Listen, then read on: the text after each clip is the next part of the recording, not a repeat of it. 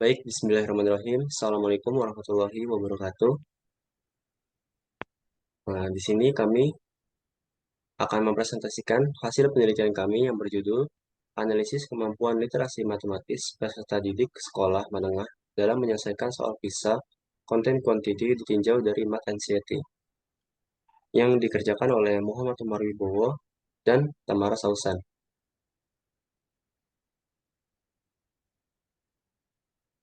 Untuk subtopik artikel, pada pembahasan kali ini kita akan membahas yang pertama ada abstrak, lalu pendahuluan, yang ketiga landasan teori, keempat metode penelitian, kelima hasil penelitian, keenam pembahasan penelitian, dan terakhir yang ketujuh ada kesimpulan.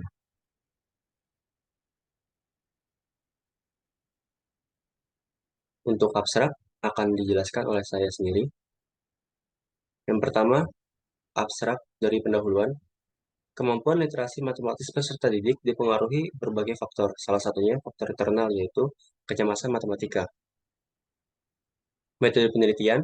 Penelitian ini termasuk ke dalam penelitian kualitatif deskriptif yang menggunakan pendekatan studi kasus. Pada 31 peserta didik di SMP Laboratorium UPI Cibiru dan nantinya akan dipilih 3 peserta didik yang mewakili tiap kategori tiap kecemasan matematis rendah, sedang, dan tinggi. Lalu untuk hasil penelitian, peserta didik dengan Math NCT rendah mampu menyelesaikan soal PISA kuantiti hingga level 3 dan proses literasi matematis mencapai indikator menerapkan dan menafsirkan. Peserta didik dengan tingkat Math NCT sedang dapat menyelesaikan soal PISA konten kuantiti hingga level 3 dengan capaian indikator literasi matematis, merumuskan, menerapkan, dan menafsirkan. Peserta didik dengan tingkat Math NCT tinggi hanya mencapai indikator menerapkan saja pada soal level 2. Lalu ada simpulan atau implikasi. Subjek yang memiliki kemampuan literasi paling baik adalah subjek dengan tingkat Math NCT sedang, diikuti oleh subjek dengan tingkat Math NCT rendah dan tinggi. Jadi, dapat disimpulkan bahwa tingginya tingkat Math NCT peserta didik, maka terdapat kemungkinan kemampuan literasi matematisnya rendah. Pada penelitian selanjutnya, bisa melakukan penelitian dengan soal PISA level 4 sampai level 6 dengan konten yang sama yaitu konten kuantiti atau berdasarkan konten yang lainnya.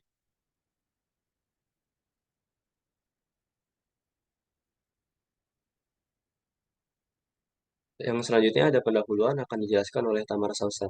Dipersilakan. Baik, terima kasih kepada moderator. Jadi untuk pendahuluan penelitian ini itu literasi kan kita sudah tahu ya kalau literasi itu menjadikan peserta didik itu memiliki kemampuan beraksara gitu kan atau menumbuhkan rasa keingintahuan terhadap suatu hal. Nah kalau misalkan di matematika itu disebutnya dengan literasi matematika. Nah literasi matematika ini bisa membantu seseorang dalam kehidupan sehari-hari dengan mengembangkan kemampuan penalaran menarik dan spasial mereka sehingga bisa menganalisis sesuatu secara kritis. Nah, Indonesia itu pada tahun 2022 merupakan salah satu dari 81 negara yang mengikuti program for International Student Assessment atau PISA. Nah, yang menilai kemampuan peserta didik dalam salah satunya adalah kemampuan literasi matematika. Nah, hasil PISA 7 tahun terakhir itu diperoleh sebagai berikut. Pada tahun 2003, skor di Indonesia itu 360. Kemudian tahun 2006, skornya 391. Tahun 2009, skornya 371. Tahun 2012, skornya 375. Tahun 2015, itu skornya 386. Tahun 2018, skornya 379. Dan tahun 2022 itu skornya 366. Nah, kalau misalkan kita lihat dari tahun 2018 sama tahun 2022 itu jadi penurunan skor ya. Itu 13 poin. Nah, angka tersebut itu masih jauh ternyata di bawah rata-rata nilai PISA internasional. Nilai PISA internasionalnya itu yaitu 472 poin. Kemudian jika kita tinjau di gambar 2, perbandingan peringkat Indonesia di PISA 2018 dan 2022 itu, peringkatnya mengalami kenaikan dari yang tadinya peringkatnya 74 dari 80 negara, sekarang itu urutan ke 70 dari 81 negara. Boleh lanjut? Nah, meskipun peringkatnya naik gitu ya, tapi nilai tujuan itu masih rendah. Hal ini juga didukung oleh penelitian sebelumnya oleh William Sumah dan Puji Stuti bahwa kemampuan matematika itu masih berada di level 2. Kemudian, penelitian oleh Mas Mifah dan Afriansyah tahun 2021 bahwa peserta didik itu masih rendah kemampuan literasi matematiknya ketika menyelesaikan soal PISA level 1 dan 2. Kemudian penelitian oleh Widianti dan Hidayati tahun 2021 bahwa peserta didik itu belum mampu secara jelas dan sistematis untuk menjabarkan persoalan matematika.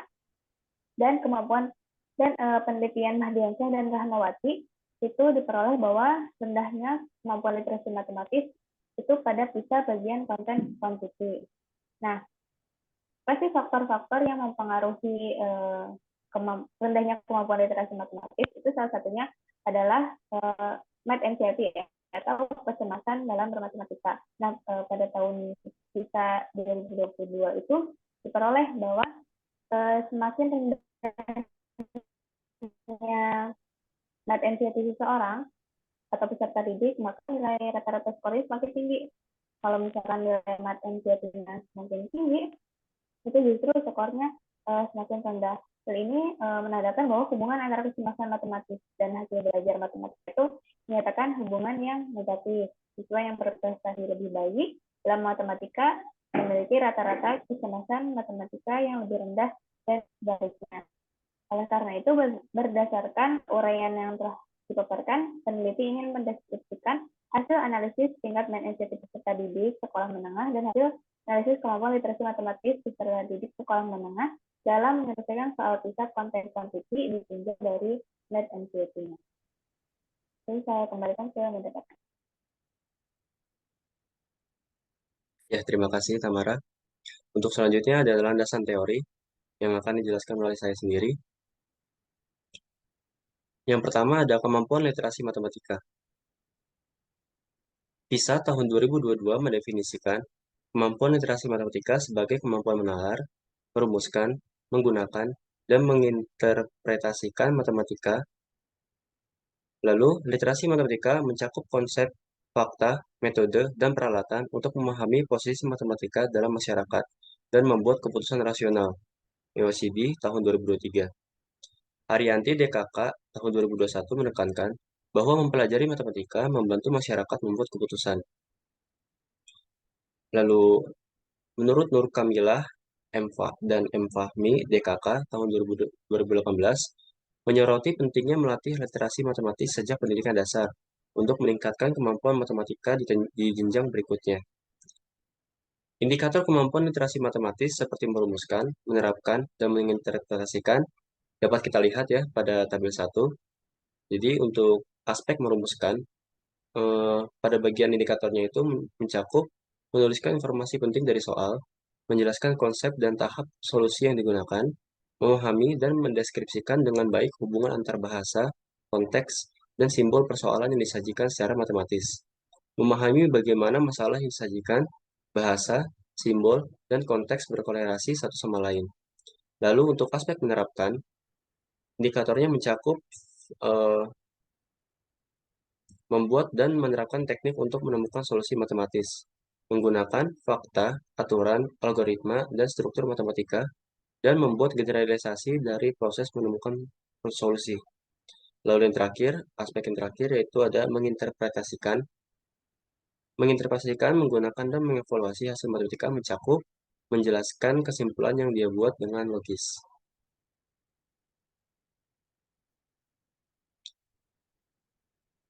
Yang kedua ada soal PISA Content Quantity.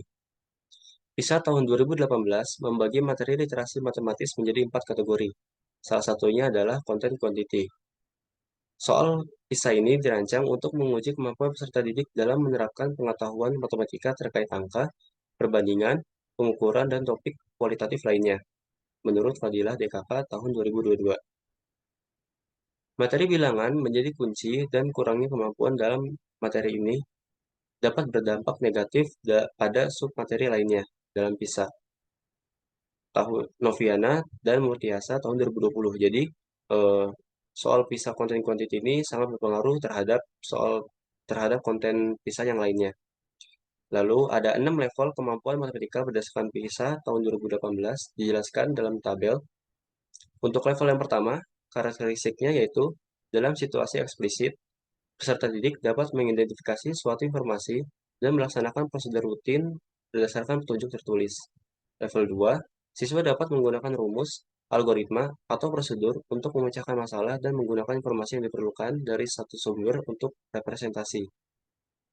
Level ketiga, yaitu memilih dan menggunakan teknik untuk menyelesaikan masalah dasar, menginterpretasikan, dan menggunakan representasi dari berbagai sumber informasi.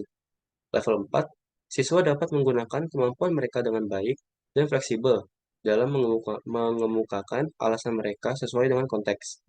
Yang level 5, pemodelan matematika membantu peserta didik memahami situasi yang kompleks, menemukan hambatan, dan merumuskan asumsi. Level terakhir, level 6, dengan menggunakan penyelidikan dan pemodelan matematika, peserta didik dapat konseptualisasi, generalisasi, dan menggunakan data dalam situasi soal yang kompleks.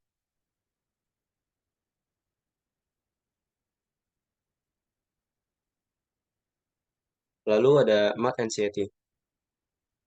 Kecemasan matematika adalah kondisi emosional sementara yang muncul ketika individu menghadapi situasi matematika, menurut Maine tahun 2004. Giriansyah dan Pujiasuti tahun 2001 menyatakan bahwa kecemasan matematika menyebabkan ketidaknyamanan selama proses belajar matematika. Fournier dan Duffy menunjukkan bahwa kecemasan matematika berkorelasi dengan aspek afektif, yaitu ketakutan dan kekhawatiran, dan kognitif, yaitu ketidakmampuan menyelesaikan masalah matematika, menurut Sun dan Pizdrowski tahun 2009. Kecemasan matematika dapat diakibatkan oleh pengalaman kurang baik dengan matematika atau ketidakmampuan mengaplikasikan konsep matematika secara baik, menurut Smith tahun 2004.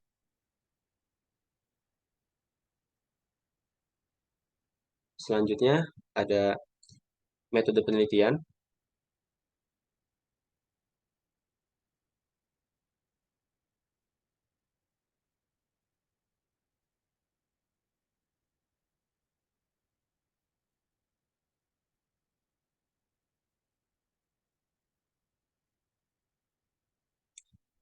Untuk metode penelitian yang kami gunakan ini, penelitian ini bersifat deskriptif kualitatif dengan menggunakan pendekatan studi kasus.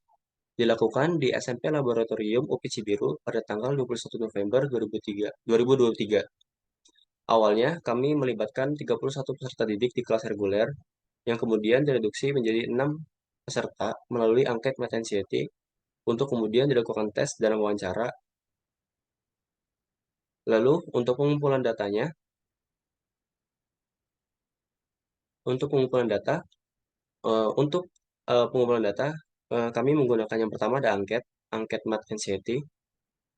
Pada angket ini kami menggunakan Math Anxiety Scale atau MAS yang terdiri dari 14 pernyataan, yang dimana pada 14 pernyataan tersebut terdiri dari 7 pernyataan favorable dan 7 pernyataan unfavorable.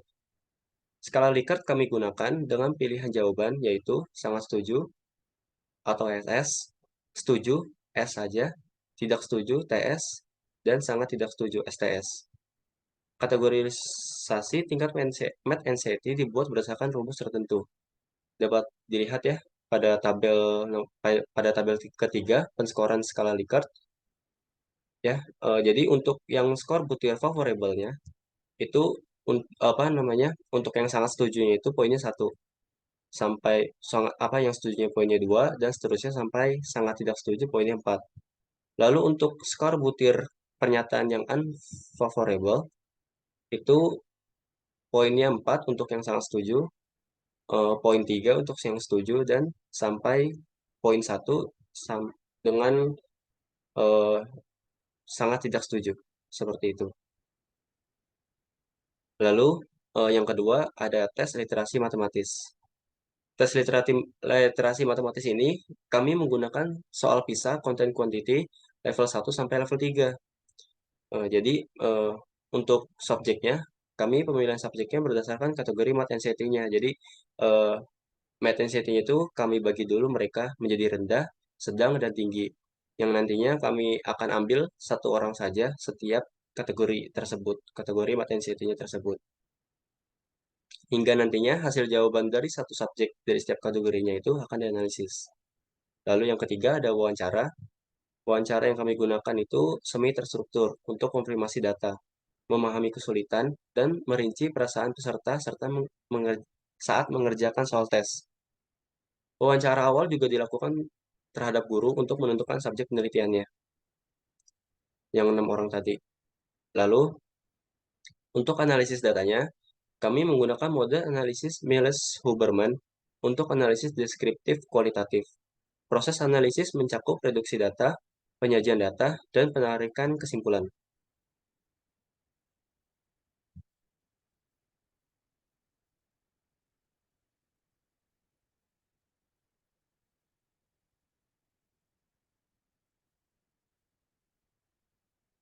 Selanjutnya ada hasil penelitian akan dijelaskan oleh Tamara Sausan.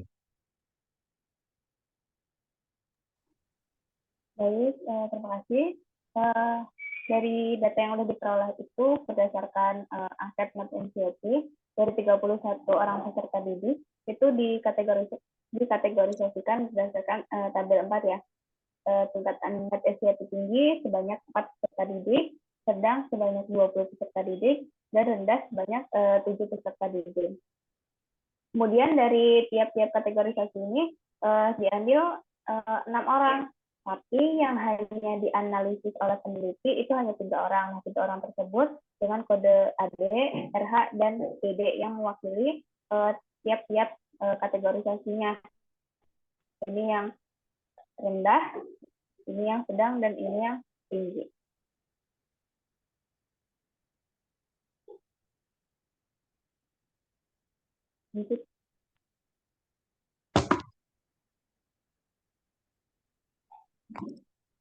Nah, untuk analisis yang pertama itu analisis kemampuan literasi matematis AD dengan tingkat NCT yang rendah. Berikut jawaban titik AD.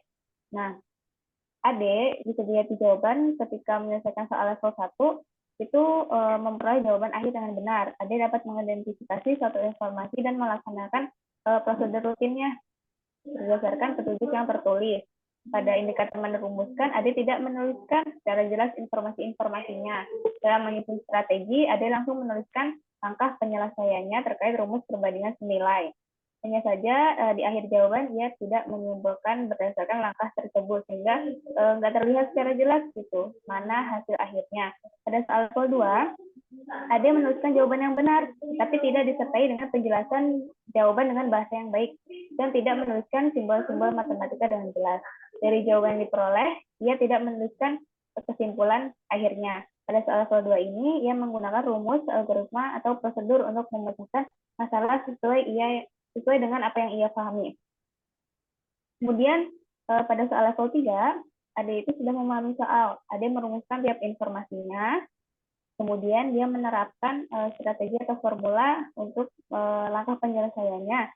Dia memformulasikan jawaban dengan menguraikan langkah-langkah penyelesaian dengan tepat, sehingga memperoleh kesimpulan akhir. Dan ia menuliskan kesimpulan akhirnya disertai dengan alasan yang bagus. Nah, berdasarkan hasil wawancara, AD itu sudah yakin terhadap jawabannya, meskipun ia mengerjakannya dengan logika, karena sebetulnya ada beberapa di soal nomor 2 dan soal nomor 3 itu ia tidak memahami sebenarnya mau memakai cara apa. Jadi sesuai dengan logikanya. Dia menyebutkan kesimpulan dari soal level 1, yaitu menurutnya untuk membuat garis mili saus dibutuhkan 120 mili minyak salat. Yang di jawaban itu tidak ia tuliskan, tapi disebutkan di hasil wawancara. Untuk soal nomor 2 juga ia menyebutkan kesimpulannya bahwa 54,4 Z itu adalah uang yang harus dibayar oleh Roy. Nah, kemudian pada soal level 3 itu menurutnya adalah soal yang paling sulit. Tapi dia bisa berhasil menyelesaikan soal tersebut hingga memperoleh kesimpulan akhir yang benar. Ia merasa lega dan tidak cemas setelah menyelesaikan ketiga soal tersebut. Hasil analisis berikutnya adalah kemampuan literasi matematis RH dengan tingkat MAT-NCT yang sedang. Oke, kemudian untuk kemampuan literasi matematis RH dengan tingkat MAT-NCT sedang, itu pada soal satu, dia merumuskan informasi penting dalam soal seperti yang diketahui dan yang ditanyakannya. Kemudian RH menjelaskan langkah-langkah dan menerapkan strategi juga aturan untuk memperoleh solusi. Di akhir jawaban, ia juga menyimpulkan jawabannya. Kemudian pada soal level 2, RH tidak menjelaskan secara rinci informasi yang diketahui dalam soal, tapi ia menuliskan apa yang ditanyakannya. Ia langsung mengurai informasi dari soal tersebut ke bentuk langkah-langkah penyelesaian hingga memperoleh jawaban yang akhir. Hanya saja, pada soal level 2 ini, dia tidak menyimpulkan jawaban yang telah dia dapatkan. Kemudian untuk soal level 3-nya, ia merumuskan informasi yang diketahui dari soal dengan baik, namun tidak menuliskan langkahnya secara rinci. Dia hanya menuliskan hasil akhirnya saja beserta kesimpulan dari jawaban yang telah diperoleh. Kemudian berdasarkan hasil wawancaranya, RH merasa lega setelah menyelesaikan seluruh soal tersebut. Ia juga merasa percaya diri dan yakin terhadap jawaban yang ia tuliskan. Meskipun dia sedikit merasa kesulitan gitu. Jadi menurutnya soalnya itu masih tergolong mudah. Nah, untuk soal kedua dan tiga, ia selesaikan berdasarkan apa yang diketahuinya.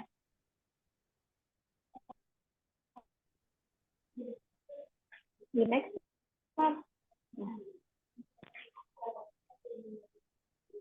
Kemudian hasil analisis jawaban JD pada soal level 1, ia secara ringkas menuliskan informasi pada soal, tetapi informasi yang dituliskan itu belum jelas menggambarkan apa yang diketahui dalam soal.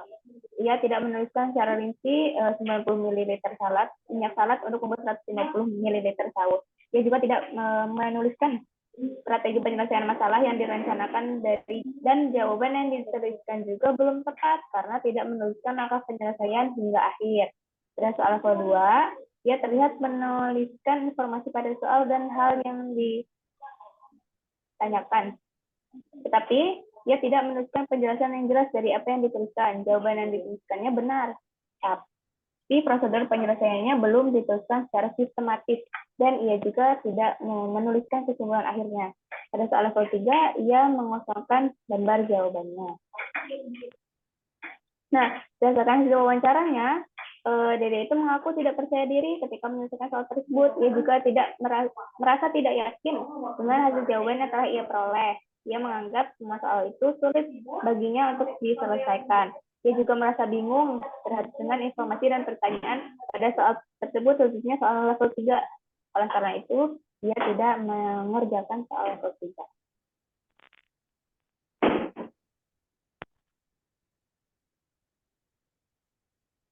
Nah, kemudian pembahasannya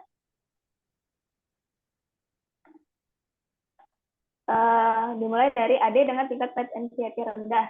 Itu berhasil menyelesaikan 3 soal, 1, 2, dan 3 dengan jawaban yang tepat. Hanya saja AD itu tidak mencapai indikator merumuskan untuk soal level 1 dan 2. AD tidak mengidentifikasi informasi yang ada dan langsung membuat langkah penyelesaian yang menurutnya untuk memperoleh solusi. Ada menguraikan jawaban tanpa menggunakan pemodelan tertentu dan menuliskan simbol-simbol matematika dengan jelas.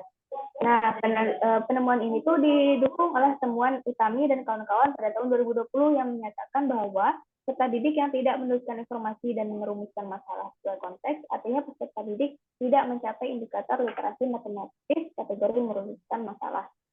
Oleh karena itu, indikator yang dicapai oleh AD itu indikator menerapkan dan menafsirkan untuk soal level 1, 2, dan 3.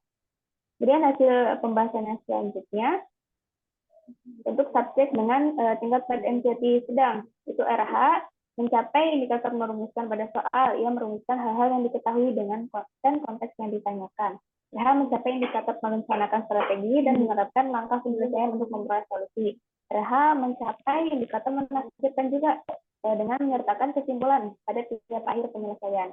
Untuk soal level 1, RH mengidentifikasi informasi dan melaksanakan prosedur yang rutin berdasarkan petunjuk tertulis dari soal. Kemudian untuk soal level 2, RH bisa menggunakan rumus, algoritma, dan prosedur tertentu untuk memperoleh solusi pemecahan masalah.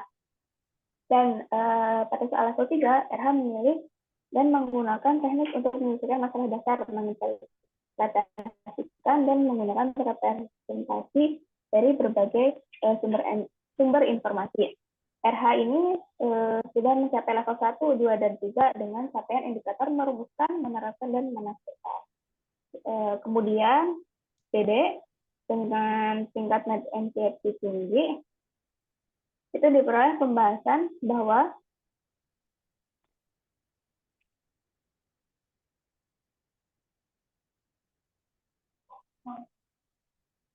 DD dengan tingkat NCFT tinggi pada saat level 1 itu ia belum memenuhi indikator level 1 karena belum mengidentifikasi suatu informasi dan melakukan prosedur rutin.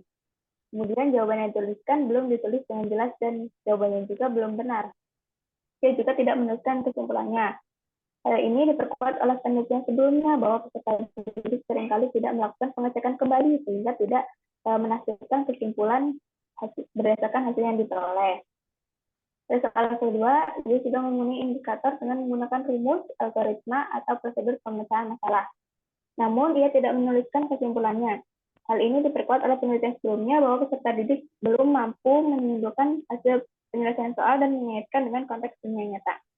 Pada soal level 3, ia tidak menuliskan uraian jawaban dari soal. Peserta didik yang tidak melengkapi jawaban tersebut, menurut Sabrina dari kawan-kawan pada tahun 2023, dia mengalami kesulitan untuk memahami masalah dan memahami alur penyelesaian. Nah, berdasarkan uraian di atas itu membiasakan peserta didik menyelesaikan soal dan menggunakan strategi itu. Strategi serta pendekatan pembelajaran yang baik itu bisa mendorong peserta didik aktif dan bisa meningkatkan rendahnya kemampuan literasi matematik peserta didik. Setelah itu, peneliti menyimpulkan bahwa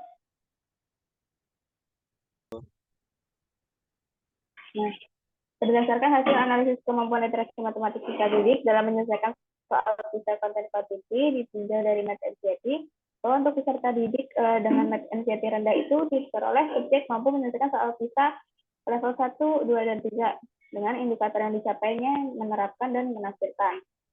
Kemudian, untuk kategori NCERT rendah, subjek telah menyelesaikan soal level literasi matematis level 1, 2, dan 3 dengan capaian indikatornya merumuskan, menerapkan, dan menafsirkan.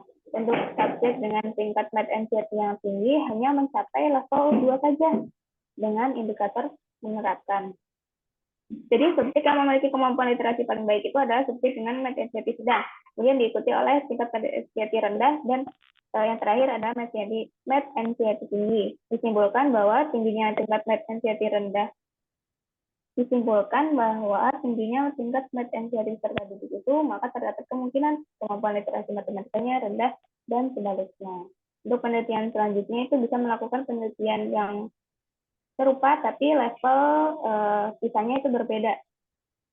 Bisa juga dengan konten yang sama atau berdasarkan konten yang lainnya dan ditinjau berdasarkan aspek yang lain. Ini cukup sekian yang dapat kami sampaikan. Nah, berikut dokumentasi pelaksanaan penelitian. Itu ada penyebaran angket fisik masalah matematis oleh peneliti 2 dan pelaksanaan tes serta pelaksanaan wawancara setelah tes oleh peneliti 1. Kemudian saya kembalikan ke moderator. Ya, terima kasih ya. Mungkin segitu saja pembahasan presentasi dari kami. Ya, terima kasih. Jika ada pertanyaan, boleh menghubungi email ini ya, email kami ya, yang atas email Tamara, yang bawah email saya. Mungkin segitu saja. Kurang lebihnya mohon maaf. Wassalamualaikum warahmatullahi wabarakatuh. Waalaikumsalam warahmatullahi wabarakatuh.